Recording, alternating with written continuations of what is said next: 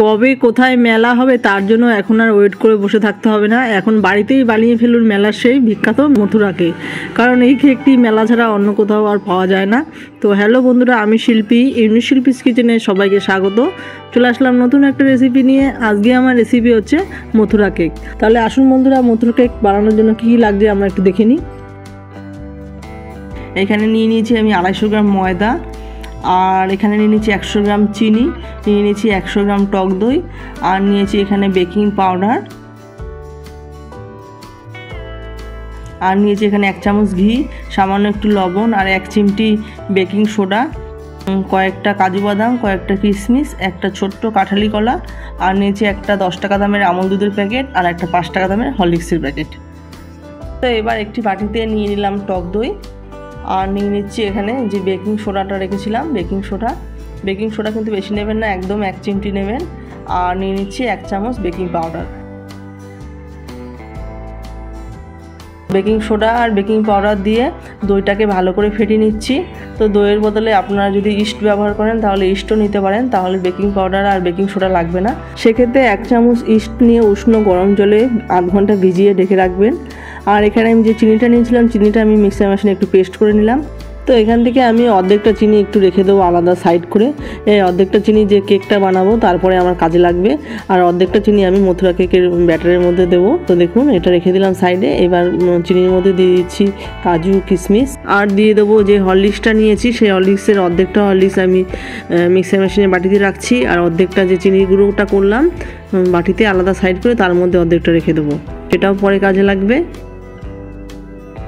আর যে আমুল দুধের প্যাকেটটা নিয়েছিলাম সেই দুধের প্যাকেটে অর্ধেকটা দুধ আমি এর মধ্যে নিয়ে নেব, আর অর্ধেকটা দুধ যে চিনি গুঁড়ো করেছিলাম সেখানে রেখে দেবো। এবার আবারও একটুখানি আমি মিক্সার মেশিনে ঘুরিয়ে নেব। দেখুন সব ঘোরানো হয়ে গেছে, কাজু বাদাম কিশমিশ, তারপরে চিনি, আমুল দুধ। এবার ময়দার মধ্যে এগুলো সব ঢেলে দেবো, ঢেলে মিশিয়ে নেব। ময়দার সঙ্গে চিনির গুঁড়ো এগুলো ভালো করে মাখিয়ে নেব। আর দিয়ে দেবো এখানে যে নুন রেখেছিলাম 1 চিমটি নুন, সেই নুনটা দিয়ে দিলাম। আর দিয়ে দিচ্ছি ঘি। এবার নুন আর ঘি, ময়দা আর চিনির যে গুঁড়োটা সব কিছু দিয়ে ভালো করে মাখিয়ে নেব। শুকনো উপকরণগুলো সব কিছু ভালো মতো মাখানো হয়ে গেছে। এবার যে টক দইটা ফেটিয়ে রেখেছিলাম সেই টক দইয়ের মধ্যে আমরা শুকনো উপকরণগুলো সব দিয়ে দিলাম। এইবার যে কলাটা রেখেছিলাম সেই কলাটা নিয়ে নিচ্ছি, কলাটা একটুখানি ঘষনির সাহায্যে ঘষে নিচ্ছি। তো আপনারা চাইলে মিক্সার মেশিনে একটু পেস্ট করে নিতে পারেন। তো একটা কলা তো মিক্সার মেশিনে ভালো পেস্ট হবে না, যার জন্য আমি ঘষনি দিয়ে ঘষে নিলাম। সব উপকরণ মোটামুটি আমার দেওয়া কমপ্লিট। এইবার সব কিছুকে আবারও ভালো মতো মাখিয়ে নেব। তো জলটা আগে অ্যাড করব না, আগে দইয়ের সঙ্গে ময়দাটা ভালো মতো মাখিয়ে নেব। কতটা কি জল লাগে, আটার পরিমাণটা কীরকম কি থাকে সেই বুঝে আমি জলটা অ্যাড করব। তো দেখুন ময়দাটাকে ভালো মতো মাখিয়ে নিলাম আগে, এরকম একটা আঠা আঠা ভাব এসেছে। এবার খুব সামান্য একটু জল অ্যাড করব। আগেই কিন্তু বেশি করে জল দিয়ে দেবেন না, অল্প অল্প জল দিয়ে মাখবেন। তো আমি যেটুকু জল দিলাম হাতে করে নিয়ে ওটুকু জলেই আমার পুরো ময়দাটা মাখানো হয়ে যাবে।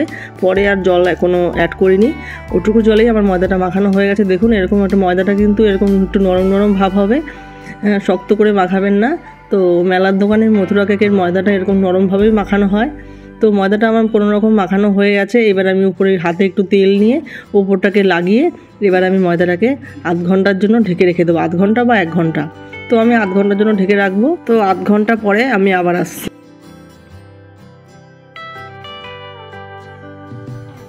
তো আধ ঘন্টা পর চলে আসলাম বন্ধুরা। দেখুন খুব সুন্দর ময়দাটা সেট হয়ে গেছে। এবার ময়দাটাকে আমি আবারও আর একটুখানি মাখিয়ে নেব হালকা হাতে।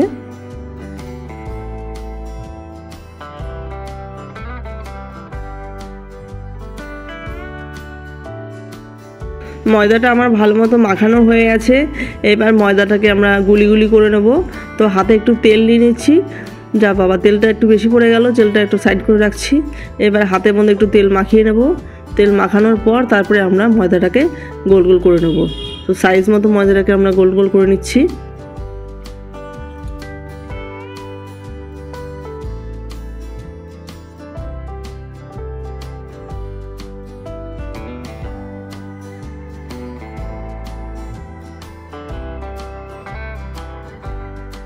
তো দেখুন সবকটা লিচিকে এভাবে গোল গোল করা হয়ে গেছে।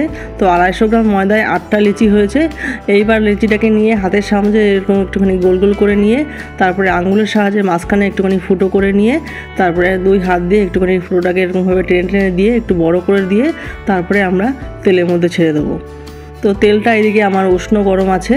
তো খুব হাই ফ্লেমে আমরা এই মথুরা কেকটিকে ভাজবো না, তাহলে কিন্তু কেকটা উপর দিয়ে কালার ধরে যাবে আর ভেতর দিয়ে হবে না ঠিক মতো।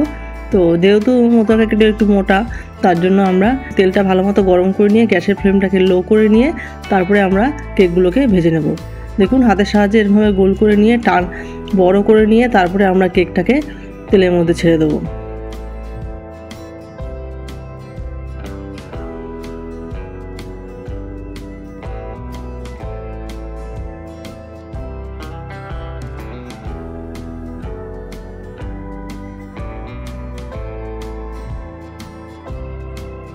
কেকগুলো তেলে ছাড়ার 1-2 মিনিট পর কেকগুলো হালকা ফুলে উঠেছে এবং হালকা লালচে কালার এসে গেছে। তো এবার কেকটাকে আমরা উল্টে দিচ্ছি। এভাবে গ্যাসের ফ্লেমটাকে লো করে নিয়ে আমরা 4 থেকে 5 মিনিট লাল লাল করে কেকগুলোকে ভেজে নেব। তো কেকগুলো কিন্তু খুব বেশি কড়া করে ভাজবেন না, তাহলে কিন্তু কেকগুলো একটু ক্রিস্পি বা শক্ত হয়ে যেতে পারে। তো গ্যাসের ফ্লেম লো করে হালকা লালচে করে নিয়ে আমরা কেকগুলোকে সব ভেজে নেব।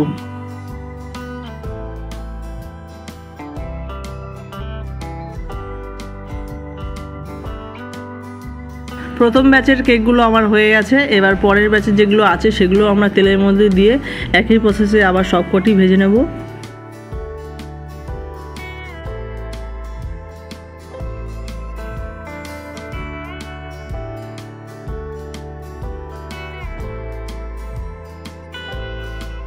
সবকটি মথুরা কেক আমার হয়ে গেছে। 250 গ্রাম ময়দায় 8 পিস মথুরা কেক হয়েছে। দেখুন কি সুন্দর মথুরা কেকগুলো সব ফুলে ফেপে উঠেছে। আর যে আমি সেই চিনির গুঁড়োটা রেখেছিলাম, চিনির গুঁড়ো, আমুল দুধ আর হরলিক্সের যে একটা গুঁড়ো একসঙ্গে রেখেছিলাম, সেটাকে ভালো করে মিশিয়ে নিলাম। এইবার মথুরা কেকের ওপর দিয়ে সুন্দর করে ছড়িয়ে দেবো। তো মথুরা কেকের এই গুঁড়োটাই খেতে খুবই ভালো লাগে, কেকের সঙ্গে মাখিয়ে খেতে। তো কেকটার ভেতরে তো খুব বেশি চিনি দেওয়া থাকে না, এই চিনির গুঁড়োটা দিয়ে মথুরা কেকটা খাওয়া হয় এবং খেতে খুব ভালো হয়। কেকটা আমি একটু ভেঙে দেখাচ্ছি, দেখুন ভেতরটা কত সুন্দর সফট আর সুন্দরভাবে হয়েছে।